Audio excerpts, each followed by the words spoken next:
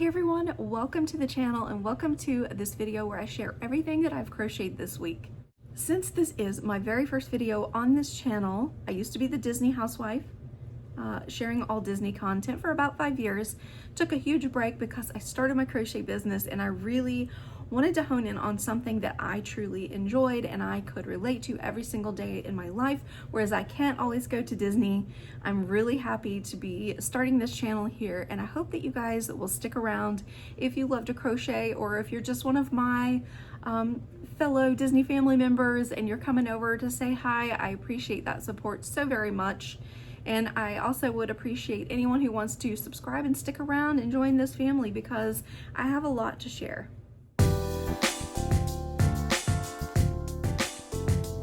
If you are new here, we've never met before, my name is Heather. I do own a crochet business in South Carolina. I do vendor events, craft shows, and I also do commission work. I also have a few stores that I work with closely where I provide them wholesale items, my handmade crocheted items to carry in their store. So that's a lot of fun. That keeps me busy in the non-market season and leading up into the summer. So that's just a little bit of background on where I come from crocheting. I started crocheting in 2022 when we got COVID, and it just kind of took off from then. I am self-taught, so I wish that I could say I've been doing this my whole life. I've truly been missing out. So I love what I do and I wanted to share that with you guys here. So thanks for being here. And I'm gonna go ahead and get into everything that I made. I did make a list of pretty much everything that I remember where the patterns came from. If I don't remember a specific pattern name or shop name from Etsy, I will put it on the screen so you guys can check that out if it's a pattern that you are wanting for your own. To start off, the first thing I have made are these metal pumpkins. I absolutely love this yarn. I guess so. I love this yarn from Hobby Lobby. This is the best worsted weight yarn to work with in my opinion. If you've found something softer that holds up really well, please let me know. I have tried just about everything out there. So in case there's something I've missed, throw it in the comments and I will be happy to give it a go. But I did make 4 of these. These are going to my church. We have a women's conference coming up next week or in 2 weeks, and these are going in the guest speaker baskets. So I'm really excited for these to be going to their new home. I have to put tags on them still, and that'll be a fun little addition to the baskets they are getting. They work up so quickly. I think that I worked these up in 24 minutes, and that is start to finish, shaping the pumpkin, crocheting the stem, and of course the pumpkin and stuffing and tying everything off, all of that jazz. So really, really quick, and it's a market friendly make. So if you want to make these for your market, I say go ahead and jump on it. You can change the size of the pumpkin by your yarn and your hook size, and the pattern does specify which hook sizes to go up with. So I love this yarn, and I used a 4. Yes, I used a 4. I had to stop and think what I used, but I used a 4mm hook on this one. The next one is completely random and it's a one-off item. I need to make more of them. I just wanted to try it out to see if I liked making it. And it is a cute little chicken on a swing. A lot of people are using these on their rearview mirror, but this little guy hangs on one of my hooks that I put back here. Usually right here. But I think I'm gonna take him to the market to sell. He's in pristine condition. He's not dirty at all. But I think I want to make something else to go here and like switch it out seasonally. So he's super cute. All of this is a 3.5mm hook, and then I modified the maple chicken. I can't remember what I did, but if you've made the maple chicken, it's very easy to modify that to make it bigger or smaller. I never do the little comb on its head the way she says to do it in her pattern. I just kind of freehand something, and this is how mine ends up looking for this specific small one here. Super cute. And then I just freehanded a little flat crochet and then did the chain all the way around. I thought it was super cute, so I'll probably make more of these. I want to make different types. I know a lot of states don't allow you to hang things from your rearview mirror. I don't even know about South Carolina. I probably should check. Okay, the next thing I have to share with you is so adorable. There's this trending pattern that is on shirts that I absolutely love. It is a duck wearing a sweater, surrounded by pumpkins, wearing a hat, a scarf, and a little sweater, and it's carrying a pumpkin spice latte. So this is my cute little duck.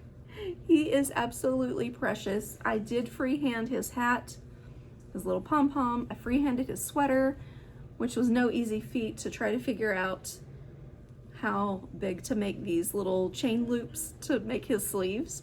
And then of course I did freehand his little scarf as well. Is that not the cutest thing you've ever seen? Pattern designer on this one is Zaid's Crochet, and it is meant to be a lovey where you don't stuff the body, but there is an option to stuff the body, but it didn't make sense to me, so I just did it myself. Other thing, issue if you will, that I had with the tail, there was no tail mentioned. It was just kind of an open bottom, close it off, call it a day, right? So I did make a little tail, which I love. I hope that this sweet little thing finds a home tomorrow. I do have a market, so I'm hoping to vlog that for you guys, but absolutely adorable. I will say I love these feet, but I do not like surface crocheting the leg part onto the foot. I feel like I can't ever get it in the same stitches, so mine always look off a little bit. Even when I make the Della Duck, I feel the same way, and that is an exquisite pattern written so beautifully. I just struggle with that so much. It's probably just me. And then sometimes when I get toward completing a pattern, I'm just kind of done and ready to do something else. So that could be part of the problem too, where I just don't have the patience and I'm ready to make something else. I am so sorry guys. I shut that dishwasher off. It was driving me crazy and I can only imagine how it sounded. So now we have a little peace and quiet, except for the neighbors. All right, the next things I made were 2 footballs. Now I need to go back in and fix the laces. I don't know what I was doing. I was watching a true crime movie and things got out of hand. Things went awry. I don't remember which one I made first, but I think it was this one because I didn't like how the end looked. If you can see, it just looks a little bit different. Whereas over here, they're a little closer to matching the ends, the way they look. I don't know, but I don't like the way that I did the laces. So I've got to cut that out and redo it. You know, I get lost in true crime. If you're a true crime girly, please let me know. But yeah, slight obsession. I did like making these. I was hoping they were going to be a little bit smaller. But I think these are going to be perfect size. Once I get those fixed, I will take them, probably not tomorrow's market because I am out of time to fix anything. But yeah, I need to modify these guys, but I love them and I'm going to make more of them. The designer of this football pattern is Chantel, and her footballs actually had eyes, but I wanted to keep them as regular, normal as possible without eyes. I may add eyes to one. I don't know. I feel like eyes are unnecessary for footballs, especially if boys are going to be playing and roughhousing. You know, with them being hard plastic, they could hit something. Oh no! Mom's favorite vase. She always says, don't play ball in the house. I'll be grounded. So you know how that goes, right? I'm sure all of you are way too young to even know that reference. Let's move on. But yes, I want to make a few smaller ones to add rattles to. And forgive me if her name is wrong, Chantel, and I think she was on YouTube, which might have been part of the problem, me watching YouTube and trying to do this too. The next item I had so much fun making, and it is this cute pencil bee. Cute little wings, eraser, the metal part, and then look, I mean, it's so cute, right? The tag says, "Thank you for helping me grow. The influence of a good teacher can never be erased." So I just wanted to add just a little bit different clip art than what she had. But I thought, this is such a cute idea for Christmas time coming up. I haven't decided on a price point yet. I'm gonna play around with that a little bit. I'm thinking around $14 is good, since I do have the cost of the tags that I had to make. I need to do a breakdown on how much these cost. if you made these, what did you charge? I mean, they are absolutely precious, and I love them. I think they're great. Cute little item for someone to pick up at markets to gift their teacher for the upcoming Christmas season. And it's great too if you are not able to make it right now. How great is this for the end of the year? Like Teachers Appreciation Week, end of school year gift. Like, these are gonna always be something great to have on your table. So I'm definitely gonna make more of these. I managed to make 3 last night watching a movie. So I watch a lot of movies when I crochet. I don't know if y'all do. And then, you guys, this is ridiculous. Hold on for just a second. Bear with me. I don't know how many of these I made, but I was on a roll. I had a market at a church probably 2 weeks ago and sold out of my cross bookmarks. So for 2 days straight, I made cross bookmarks. I don't know how many I have. And I did find this. Did I write that down? I did. Oh, go me. This is a YouTube video, and there are several. They're all the same, except for the little tail thing that I made. So if you just look up Granny Square Cross bookmark, you'll get a ton of hits on that. So I can't find the exact one that I found to make this, but when finishing off the bottom of your cross, I chain 25, and then for the little loop on the bottom, all I did was go back and single crochet 2 single crochets, or 2 chains from the hook, I guess. And then I did 6 or 8 single crochets in here, just finished it off. So I sell out of these quite often, actually. So give me a second, I will count how many I made. We made 46 cross bookmarks, and with a few of those, I just had a little bit of yarn left, and I didn't really want to put it back in my stash. So I made 2 dishcloths. And for this, I just chained 29, and then in my alternating stitches, I always start with a half double crochet and end with a slip stitch, and then alternate that in between the stitches on the next row. And it comes up with this really, really beautiful pattern. This is my favorite pattern for making dishcloths. I love it a lot, and honestly, this is all I use in our home for napkins. I use them for dish rags, for cleaning, anything like that, because you just throw them in the wash and use them again. This one I'm so excited about. I make these mystery dragon eggs, and I put them in a little clear plastic bag with a twist tie saying mystery dragon on them, and I put them in hard plastic eggs. I actually got them at Joann's, RIP, but I got them at Joann's around Easter time, and they were a hit. Hobby Lobby had them as well, where Joann's had 4 in a sleeve, Hobby Lobby only had 2. So I only have 4 left. Kind of sad about it. I'm gonna see if I can find them on Amazon.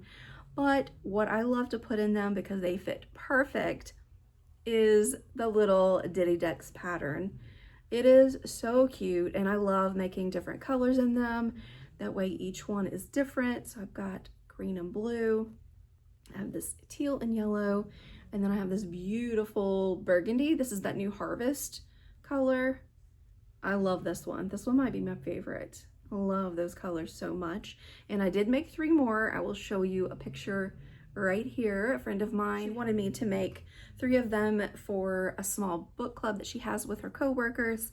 They read a lot of fantasy books, so she wanted this really deep purple with black horns and gold eyes, and I love the way that turned out. But y'all, that chenille yarn was so difficult to work with. It gave me the worst headache.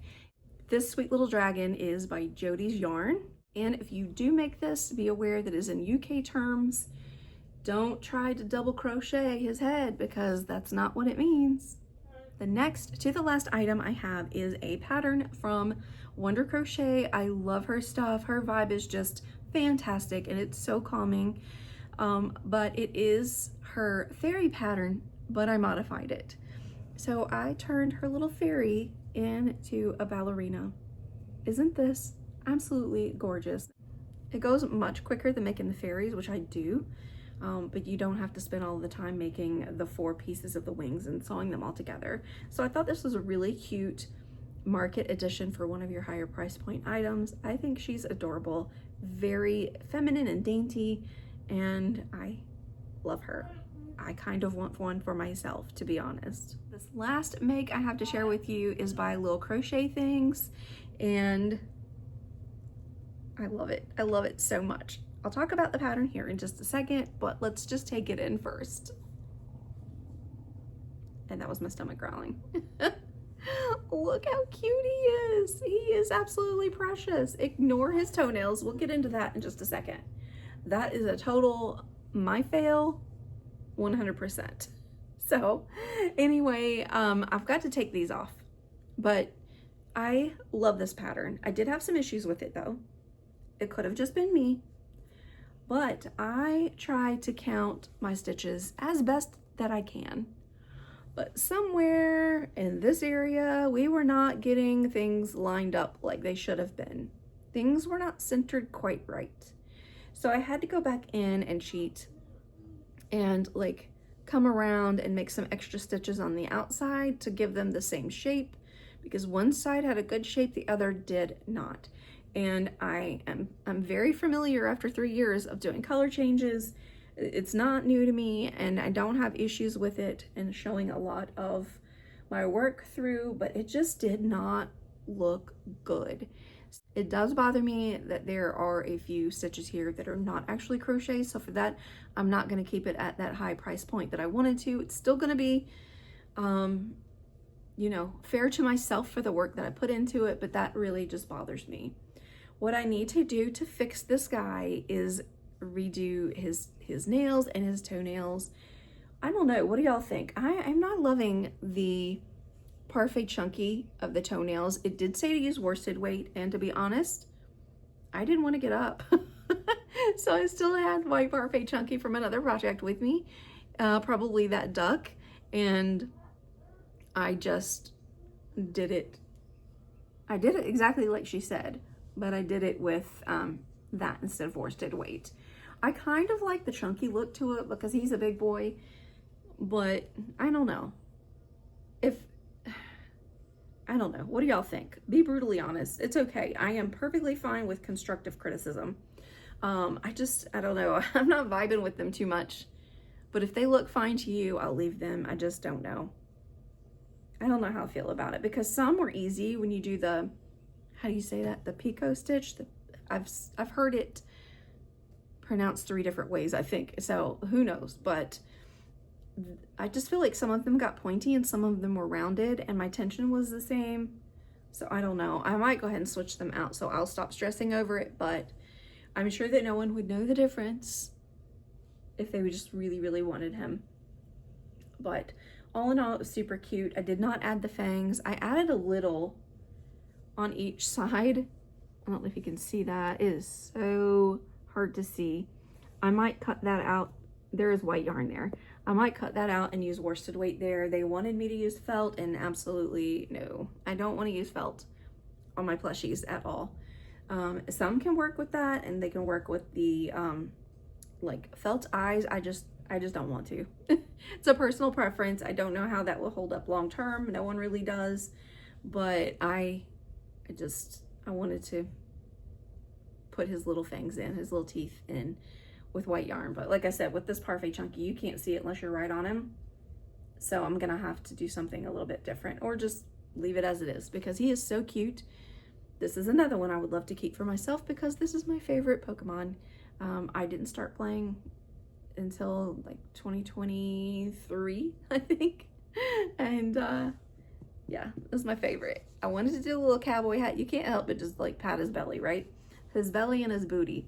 This would be a cute one to make the little booty in, but we're not gonna do that to him. He's perfect as he is. But wouldn't a cowboy hat be cute here? I wonder if Hobby Lobby still has them in their doll making section, because if they do, like back where they have the porcelain doll and the hair and stuff, if they do, I'm gonna get a cowboy hat and just make one for me because I love him. Before we end today's video, I wanted to share today's devotion with you. The purpose of my instruction is that all believers would be filled with love that come from a pure heart, a clear conscience, and a genuine faith. And that is 1 Timothy 1:5. Such love should characterize our lives and relationship. Such love shows who we are and whom we belong.